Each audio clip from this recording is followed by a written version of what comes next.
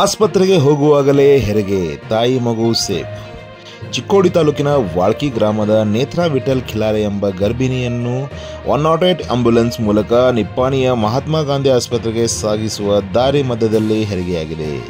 ಹೌದು ವೀಕ್ಷಕರೇ, ನಿನ್ನೆ ದಿನಾಂಕ 26ರಂದು ನಿಪ್ಪಾಣಿಯ 108 ಆಂಬ್ಯುಲೆನ್ಸ್ ವಾಳ್ಕಿಯಿಂದ ನಿಪ್ಪಾಣಿಗೆ ಗರ್ಭಿಣಿಯನ್ನು ದಾಖಲಿಸಲು ಹೊರಟ ದಾರಿ ಮಧ್ಯದಲ್ಲಿ ದಿಢೀರಂತ ಹೆರಿಗೆ ನೋವು ಕಾಣಿಸಿಕೊಂಡಿದೆ. ಆಗ EMT ಸಿಬ್ಬಂದಿ ಭಾರತೀಯವರು ಗರ್ಭಿಣಿಯ ಹೆರಿಗೆಯನ್ನು ಮಾಡಲು ಯಶಸ್ವಿಯಾಗಿದ್ದಾರೆ. ನಿನ್ನೆ ಸಾಯಂಕಾಲ ಸರಿಯಾಗಿ 7 ಗಂಟೆಗೆ ಹೆರಿಗೆಯಾಗಿದ್ದು ಕೇಸ್ ID 138735 ಎಂದು ತಿಳಿದು ಬಂದಿದೆ. ತಾಯಿ ಮಗು ಇಬ್ಬರು ಆರಾಮಾಗಿದ್ದಾರೆ. ಈ ಸಂದರ್ಭದಲ್ಲಿ ಗರ್ಭಿಣಿಯ ಕುಟುಂಬಸ್ಥೆ, ಆಶಾ ಕಾರ್ಯಕರ್ತೆ ಹಾಗೂ ಪೈಲಟ್ ಕಲ್ಲಪ್ಪ ಜೋರೆ ಉಪಸ್ಥಿತರಿದ್ದರು.